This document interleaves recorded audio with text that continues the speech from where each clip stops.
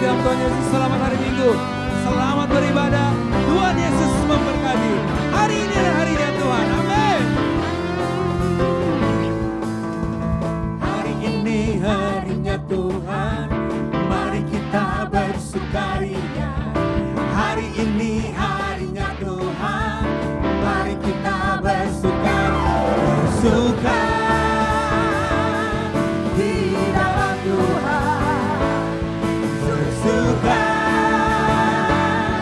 di dalam Tuhan. Rayakan kehadiran Tuhan, sebab Dia yang layak dipuji. Rayakan kehadiran Tuhan, sebab Dia yang layak dipuji. Bersuka di dalam Tuhan. Amin, amin. Di dalam Tuhan. Come on.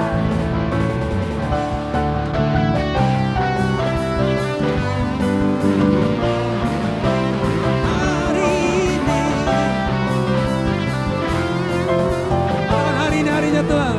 Hari ini harinya Tuhan, mari kita bersukaria.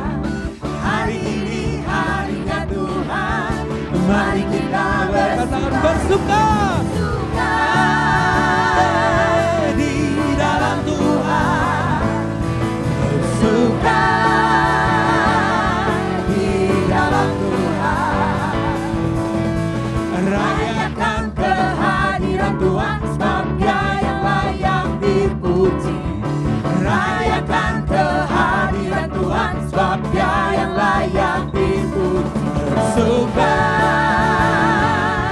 di dalam Tuhan. Bersuka di dalam Tuhan. Bersuka, bersuka di dalam Tuhan. Bersuka, bersuka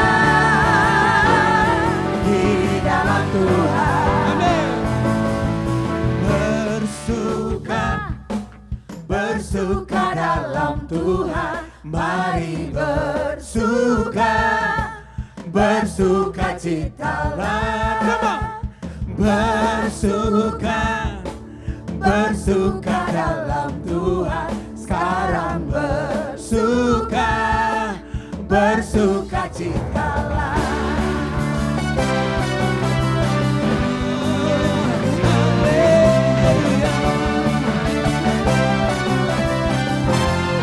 Mari katakan hari ini hari Tuhan.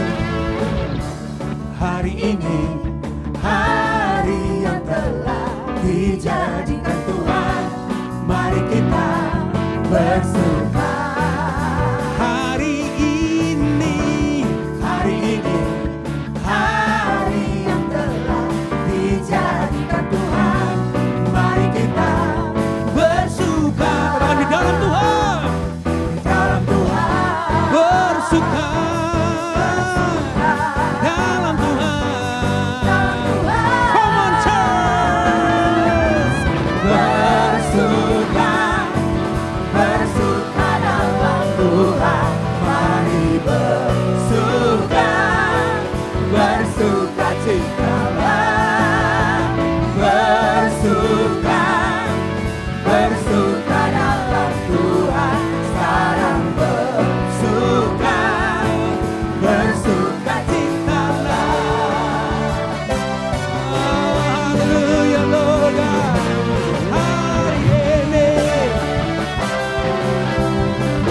katakan hari ini hari yang telah dijadikan Tuhan. Hari ini hari yang telah dijadikan Tuhan, mari kita bersuka. Hari ini hari yang telah dijadikan Tuhan, mari kita bersuka dalam Tuhan. Dalam Tuhan. Bersuka, bersuka dalam Tuhan. Dalam Tuhan. Come on, bersuka, bersuka dalam Tuhan. Mari bersuka, bersuka citalah. Come on.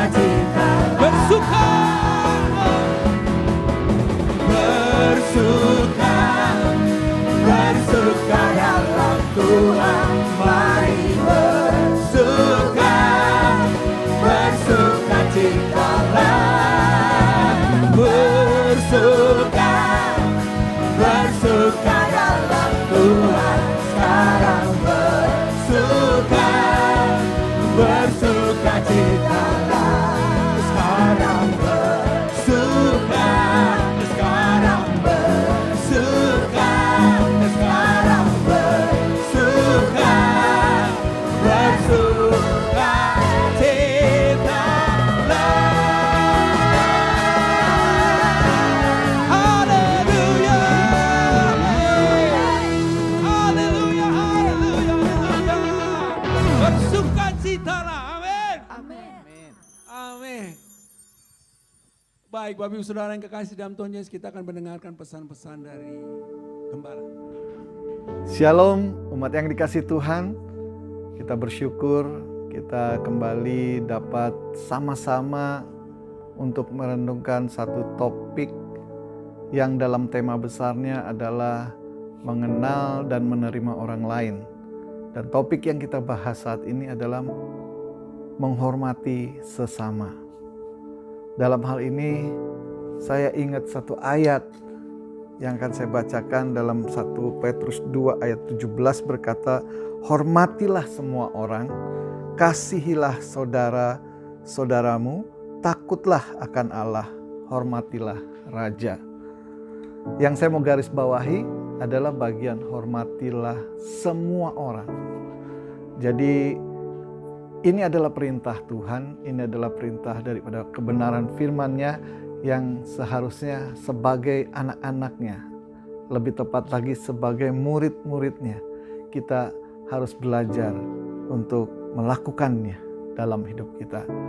Dan untuk itu kita perlu melatih, untuk itu kita perlu memahami apa yang Tuhan inginkan dalam hidup kita. Itu melebihi dari keinginan pribadi kita.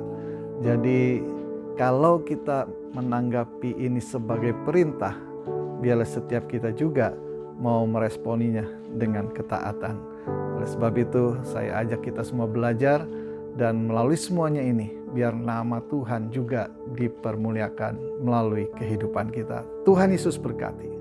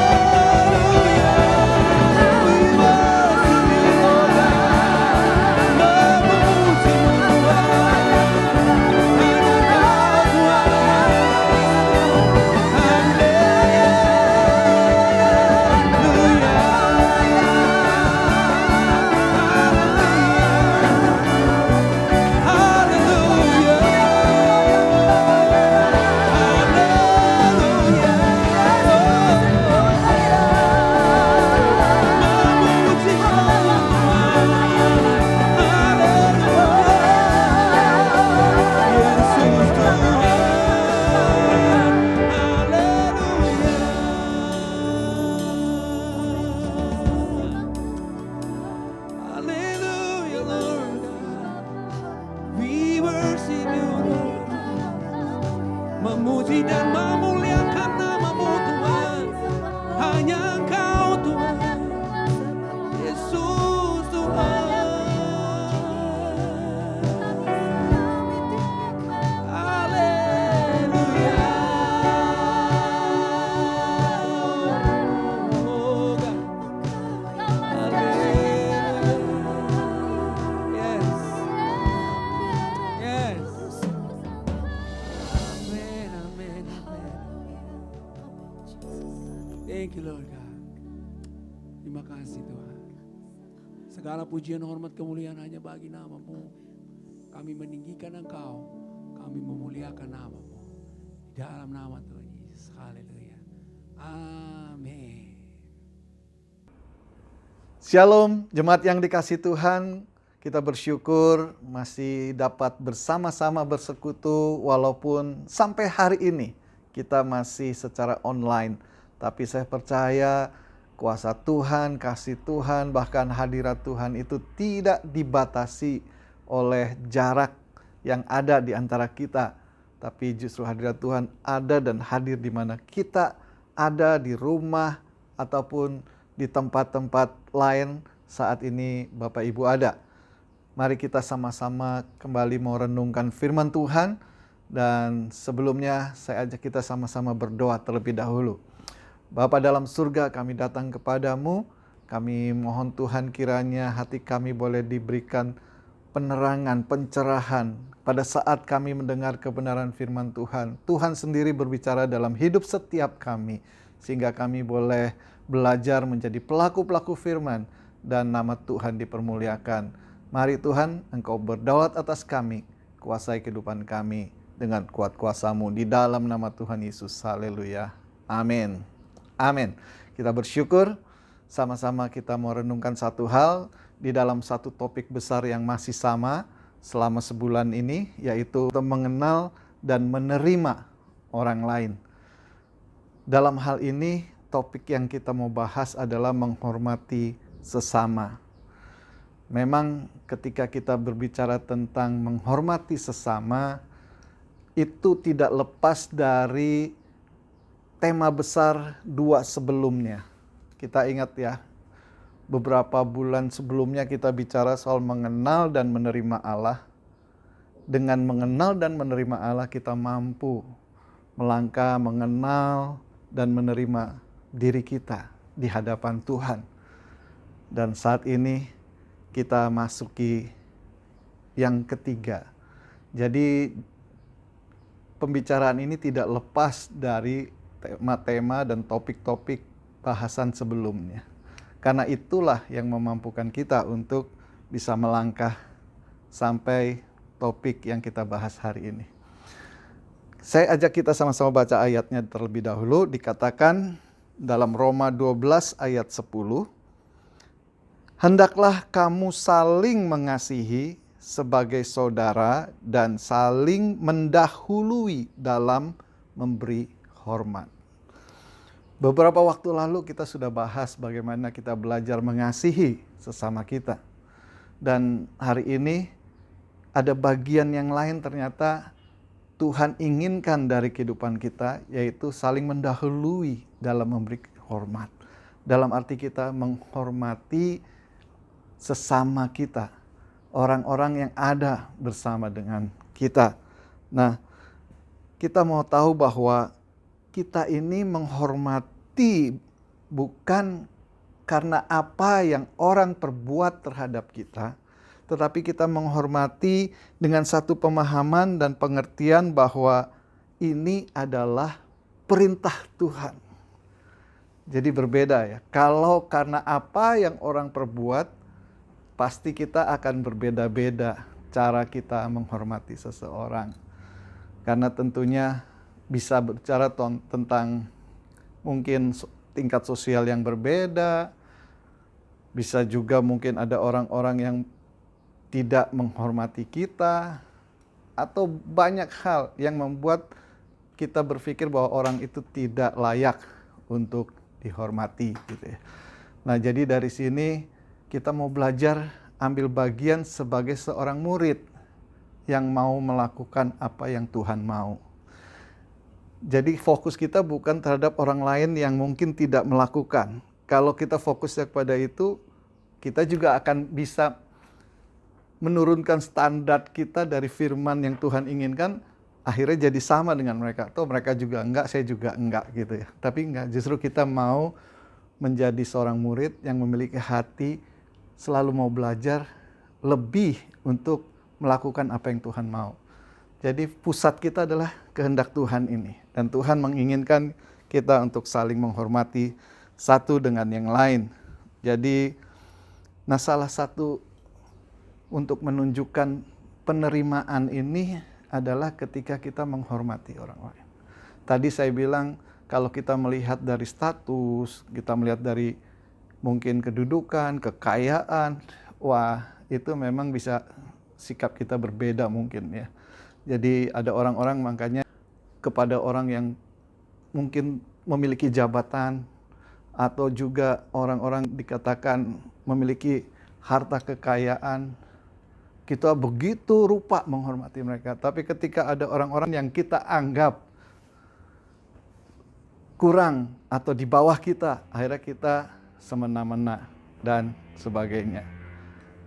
Contoh nyata di dalam Alkitab ini ternyata orang-orang di Nazaret sendiri tidak menghargai Yesus yang adalah Mesias, Tuhan kita yang sebenarnya adalah Mesias, juru selamat itu.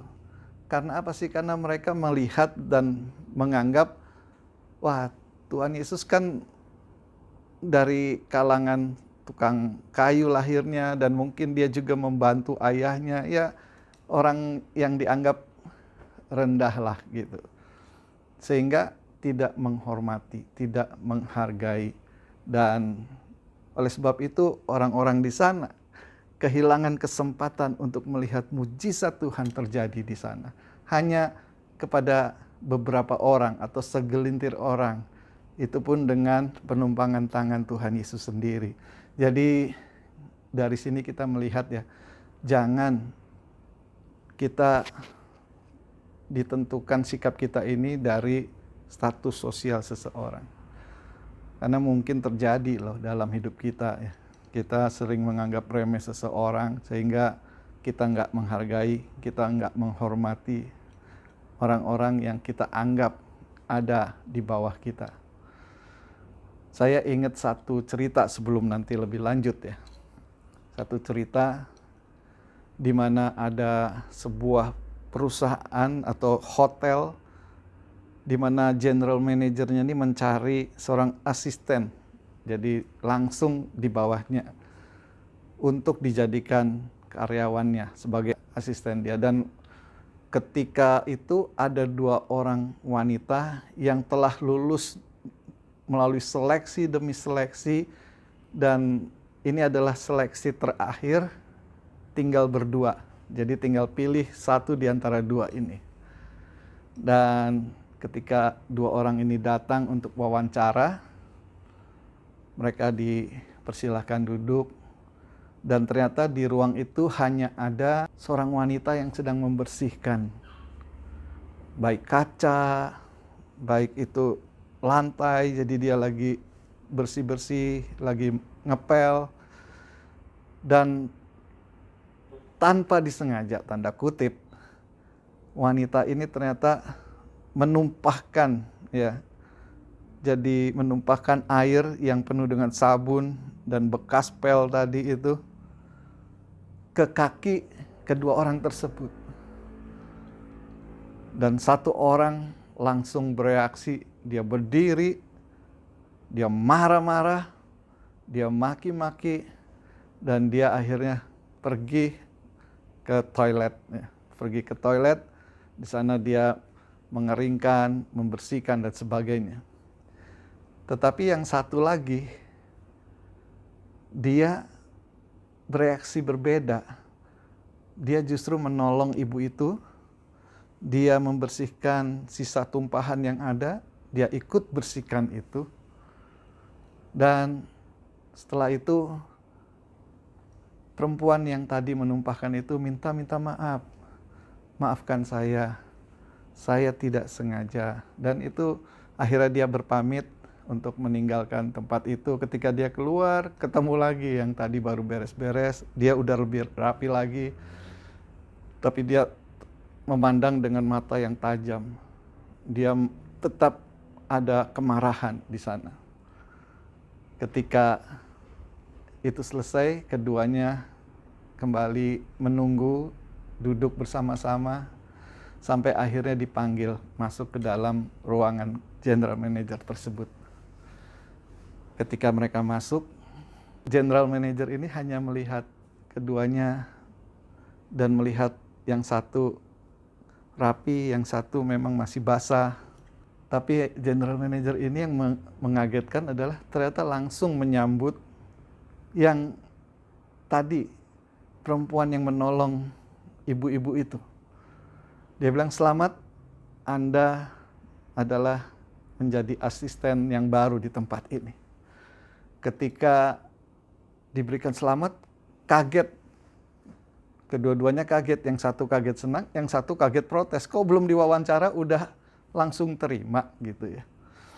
Akhirnya general manager ini menjelaskan bahwa wawancara yang dilakukan tadi itu adalah melalui kejadian yang dialami.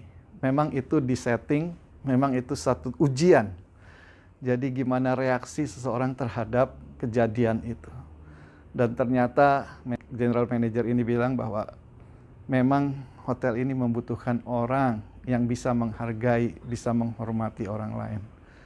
Dari situ kita belajar sesuatu ya, bahwa reaksi seseorang terhadap keadaan itu juga bisa membuat kita juga akhirnya tidak menghargai orang lain. Tetapi biar kita pilih untuk tetap melakukan apa yang firman Tuhan mau. Lebih daripada mengikuti perasaan kita. Kita ikuti yang Tuhan mau adalah menghormati. Jadi kita tetap belajar untuk hal itu. Kata hormat ini di dalam bahasa Ibraninya menggunakan kata kabod yang sering diartikan mulia atau boleh bilang bobot, berat gitu ya, punya berat, punya bobot. Kita tahu satu hal bahwa berarti kita memberikan nilai bobot kepada seseorang itu. Sebab di dalam bahasa Yunaninya berbeda lagi dari timau yang berarti bernilai, berharga. Jadi kita memberikan bobot, memberikan nilai, atau boleh dijadikan orang lain itu berharga bagi kita ya, di mata kita. Jadi biarlah kita belajar untuk mau melakukan ini berdasarkan kita menghormati apa yang Tuhan inginkan untuk kita lakukan.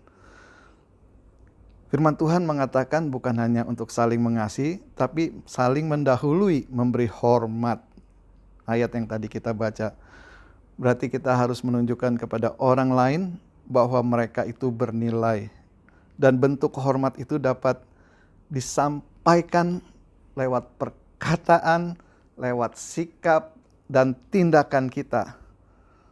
Jadi kita tahu bahwa itu yang penting untuk kita lakukan. Bukan lagi karena tadi status sosial, ekonomi, dan sebagainya. Tapi karena kita tahu apa yang kita lakukan ini, yaitu menghormati sesama kita, karena kita tahu satu hal. Kita harus punya pemahaman bahwa yang kita lakukan itu karena ini adalah perintah Tuhan. Berarti karena kita mentaati Tuhan. Sekali lagi bukan karena apa yang mereka buat, orang lain perbuat, tetapi kita taat melakukan firman Tuhan. Yang kedua, kita tahu bahwa ketika kita melakukan apa yang Tuhan mau ini, berarti kita juga sedang menghormati dan menghargai Tuhan itu sendiri. Sebab sesama kita, orang-orang yang di sekeliling kita, mereka juga adalah ciptaan Tuhan, di mana ketika Tuhan menciptakan, itu sesuai dengan gambarnya, image-nya Tuhan di dalam orang tersebut. Jadi begitu berharganya di hadapan Tuhan. Yang waktu lalu mungkin kita pernah ingat ya, betapa berharga kita di mata Tuhan. Padahal kalau boleh dibilang kita ini termasuk orang-orang yang nggak ada bagus-bagusnya.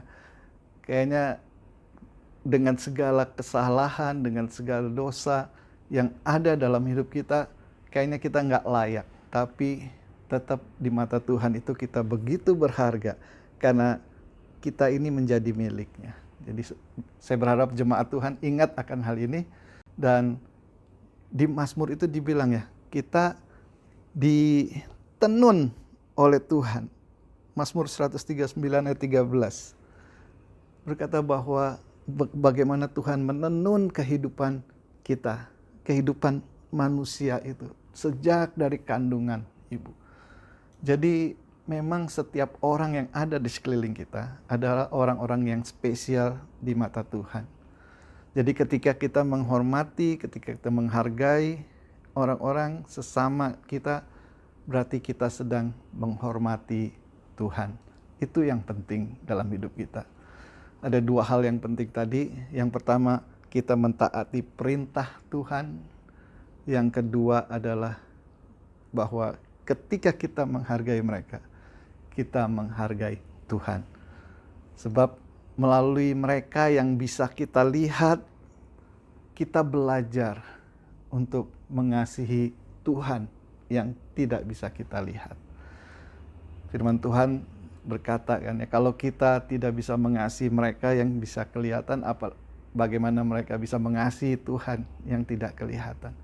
Jadi memang ini satu latihan, satu tindakan di mana kita belajar untuk menjadi seperti yang Tuhan inginkan. Melalui apa sih? Melalui sikap kita kepada orang-orang di sekeliling kita.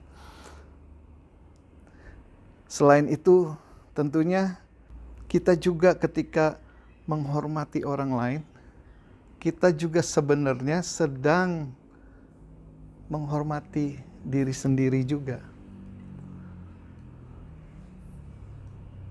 Sebab ketika kita menghargai seperti tadi perempuan yang menolong ibu itu, begitu menghormati, menghargai seorang ibu itu yang telah mengakui kesalahannya, meminta maaf untuk apa yang terjadi, kita tahu bahwa ternyata itu menentukan nilai kita di mata seorang general manager yang sedang mencari orang untuk asisten general manager. Nilainya menjadi kembali kepada kita. Orang jadi menghormati kita melalui apa? Tindakan kita. Jadi kita tidak dihormati melalui apa yang kita terima, tapi kita akan dihormati melalui apa yang kita lakukan, apa yang kita berikan, apa yang kita kerjakan. Disitulah kita akan dihormati oleh orang lain. Nah, fokusnya tapi kan bukan sekarang ini, fokusnya bukan kita mau dihormati, tapi bagaimana kita menghormati orang lain. Hal ini hanya menjadi satu dampak yang saya mau kasih tahu bahwa ketika kita melakukan apa yang Tuhan mau, itu berdampak dalam kehidupan kita. Ternyata kita pun menjadi pribadi yang terhormat. Mungkin orang lain tidak menghormati kita, tetapi dengan apa yang kita lakukan itu, kita tetap menjadi orang yang terhormat. Terlebih lagi tentunya di mata Tuhan, ketika kita melakukan apa yang Tuhan mau. Dan bukan hanya itu, ternyata itu juga menjadi sarana untuk memuliakan Tuhan.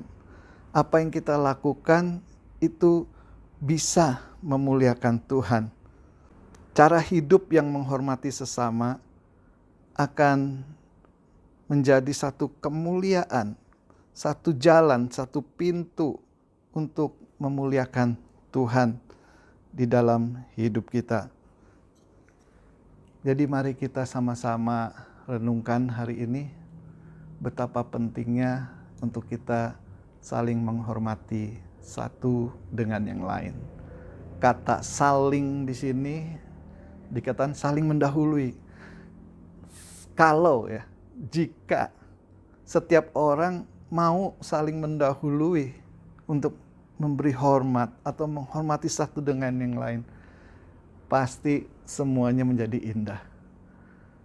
Sama seperti kita bisa belajar melakukannya tentunya di satu lingkungan yang paling kecil, keluarga kita. Kalau kita belajar saling menghormati, saling menghargai, maka semuanya menjadi baik, menjadi indah.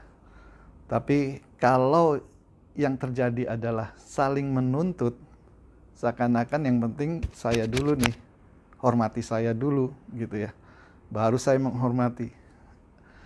Akhirnya siapa yang duluan akan melakukannya? Mungkin kalau hati kita bersifat egois, ya semua maunya didahulukan. Kamu dulu yang memberi hormat. Sama seperti ketika dalam konseling pranikah, kita juga memberikan satu hal yang penting untuk diingat ya, yaitu ketika seorang yang mau menjadi suami harus mengerti bahwa tugas peran dia itu bukan menuntut istrinya untuk menghormati, tetapi dia punya bagian bagaimana dia menggenapi firman Tuhan untuk mengasihi istrinya, dan sebaliknya. Begitu juga dengan istri, bukan menuntut suaminya untuk mengasihi, tapi dia memberikan hidupnya untuk menggenapi firman Tuhan, yaitu tunduk kepada suaminya, dalam hal ini menghormati suaminya. Jadi mana duluan itu yang firman Tuhan ajarkan, saling mendahului. Nah, kata saling mendahului menjadi satu bagian penting untuk kita tanamkan. Ternyata inisiatif harus dari kita masing-masing. Lebih dulu. Mungkin orang tidak melakukan yang baik kepada kita, tapi kita lakukan lebih dulu apa yang Tuhan mau. Saya percaya ketika kita melakukan ini, banyak orang mendapatkan kesempatan untuk menerima yang namanya pengampunan, menerima yang namanya mungkin kehendak Tuhan itu terjadi dalam hidup mereka. Kesempatan untuk mereka juga melakukan apa yang Tuhan mau. Saya ingat satu hal, bagaimana Daud begitu menghormati Saul sebagai raja pada saat itu. Padahal Saul ini punya kemarahan yang luar biasa, bukan karena kesalahan Daud. Sebenarnya karena orang-orang, wanita-wanita yang ada semua memuji-muji Daud. Dikatakan Saul mengalahkan beribu-ribu, tapi Daud berlaksa-laksa. Wah, dengar itu rasanya gregetan Saul nih, sampai menguber mau membunuh Daud. Bahkan dia pakai tombaknya berusaha membunuh Daud, tapi Tuhan luputkan, ya, Tuhan luputkan. Dan sampai diuber, bukan hanya di situ saja selesai, tapi diuber kemanapun, lari, pergi. Tapi dibuktikan berkali-kali bahwa Daud walaupun punya kesempatan untuk, boleh dikatakan, menyatakan keadilannya. Ini orang yang mengejar saya, mau bunuh saya. Sekarang Daud punya kesempatan untuk bunuh ini orang, membunuh Saul. Tapi Daud tidak melakukan. Karena apa? Karena dia tahu itu bagiannya Tuhan, bagiannya dia menghormati orang yang diurapi oleh Tuhan. Sehingga dia hanya kasih bukti. Yang pertama mungkin kita tahu, gunting jubahnya ketika sedang BAB gitu ya. Yang kedua diambil tombaknya. Padahal ada kesempatan-kesempatan untuk bunuh, tapi Daud tidak melakukannya. Karena apa? Dia lebih mengutamakan apa yang Tuhan mau untuk dia lakukan. Bukan apa yang menjadi bagian dia. Menurut dia keadilannya adalah orang ini harus mati, pasti gitu kan.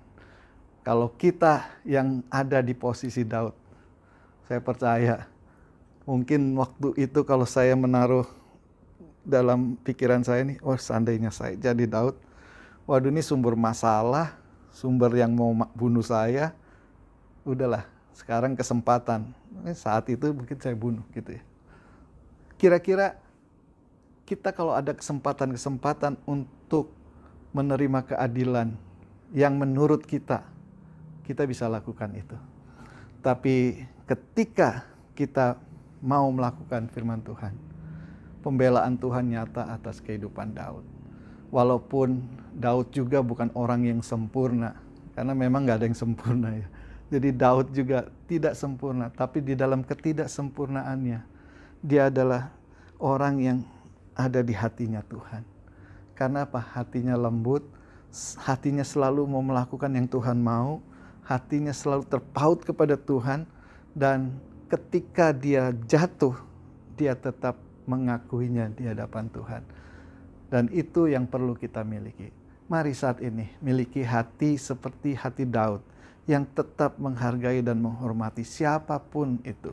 Dan juga kita mau belajar dari seorang yang tadi mencari pekerjaan, seorang wanita yang membantu seorang ibu itu membersihkan ketika dia mungkin mengalami hal yang tidak menyenangkan, yang tidak enak gitu ya. Tapi dia lakukan sesuatu yang baik, menghormati orang yang ada di hadapannya. Dan justru itu membuat dia juga dihormati, dihargai. Jangan seperti orang-orang di Nazaret yang menganggap seseorang itu dengan mungkin kedudukannya, karena keluarganya begini begitu, tapi justru kita melihat dia adalah pribadi. Orang-orang yang ada itu, biarlah itu adalah pribadi yang Tuhan ciptakan. Orang-orang yang begitu mulia di hadapan Tuhan. Biarlah kita memiliki hati seperti hati Tuhan, mata seperti mata Tuhan, sehingga kita bisa melihat jiwa-jiwa itu berharga. Dan karena kita memahami dari sudut pandang ini, maka kita mampu menghormati sesama kita. Di samping itu, yang pertama tadi kita tahu adalah suatu perintah yang harus kita taati. Baik, renungan kali ini, biarlah yang singkat ini boleh meresap dalam kehidupan kita dan bahkan kita renungkan kembali. Dan saya percaya setiap jemaat Tuhan, yaitu jemaat Basilea di Kelapa Gading, akan mampu menjadi anak-anak Tuhan yang melakukan apa yang Tuhan mau. Mari kita terus belajar dari kebenaran firman Tuhan, dan nama Tuhan dipermuliakan melalui kehidupan kita yang taat melakukan apa yang Tuhan mau. Jadilah murid yang selalu mau melakukan apa yang Tuhan mau. Jangan pernah menurunkan standar kita. Standar kita adalah kebenaran firman Tuhan.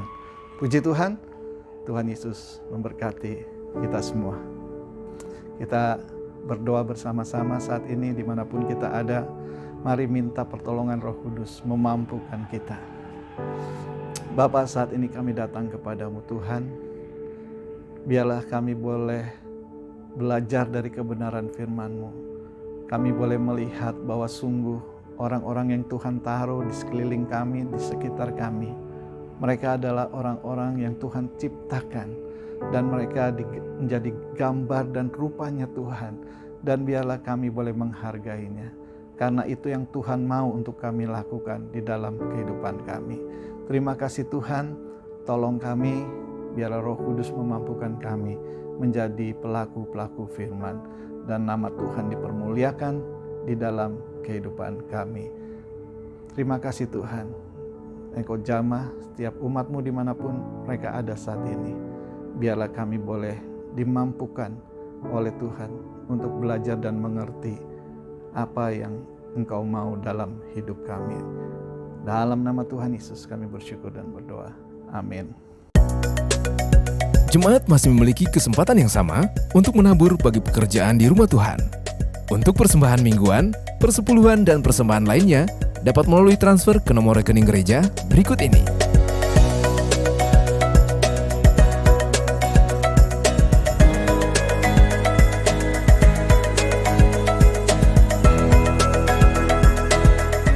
Puji Tuhan, kita telah sampai di akhir daripada ibadah saat ini dan kita juga bersyukur kepada Tuhan kalau terus diberikan kesempatan demi kesempatan untuk terus ada dalam satu ibadah, satu persekutuan bersama dengan umat Tuhan, jemaat GBI Basilea Kelapa Gading. Dan hari ini mari kita akhiri dengan bersyukur dan kami terus mendorong setiap Bapak, Ibu, Saudara, khususnya yang baru pertama bergabung dengan kami dan membutuhkan dukungan doa, dapat menghubungi hotline prayer kami yang dapat Bapak Ibu lihat setelah ibadah ini selesai. Mari kita sama-sama berdoa. Bapa dalam surga, kami bersyukur Tuhan kalau kami boleh kembali diberkati melalui setiap pujian yang kami naikkan kepadamu Tuhan, menjadi satu kerinduan kami, itu boleh menyenangkan hati Tuhan. Dan ketika kami dengar kebenaran firman Tuhan, kami mau belajar untuk menjadi seorang murid yang siap untuk belajar melakukan apa yang Tuhan inginkan dan Tuhan kehendaki dalam hidup kami.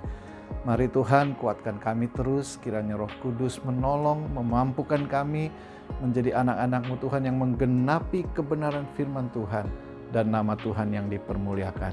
Saat ini biarlah Tuhan setiap umat Tuhan dimanapun mereka berada, berkati Tuhan setiap umat-Mu Tuhan yang dengan setia beribadah kepadamu.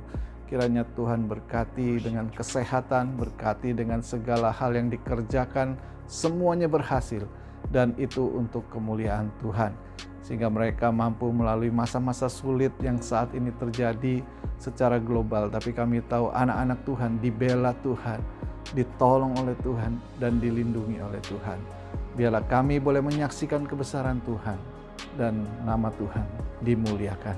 Saat ini Tuhan, kami mau terima berkat yang Tuhan sediakan bagi kami, yang kami percaya tersedia bagi setiap umat-Mu. Dan bila hati kami bersyukur dan dengan penuh sukacita menerimanya. Saat ini umat yang dikasih Tuhan, mari sama-sama dengan percaya kita arahkan hati kita kepada Tuhan yang menjadi sumber berkat dalam hidup kita. Dan biarlah kita terima dengan sukacita. Umat yang dikasih Tuhan, terimalah segala berkat dan rahmat daripada Allah Bapa, anugerah dan belas kasihan daripada Tuhan kita Yesus Kristus, serta persekutuan, penghiburan dan kuasa daripada Roh Kudus. Kiranya Allah Tritunggal menyertai kita mulai hari ini sampai Maranatha, Tuhan Yesus datang kembali. Haleluya, yang bersukacita dan bersyukur sama-sama katakan amin.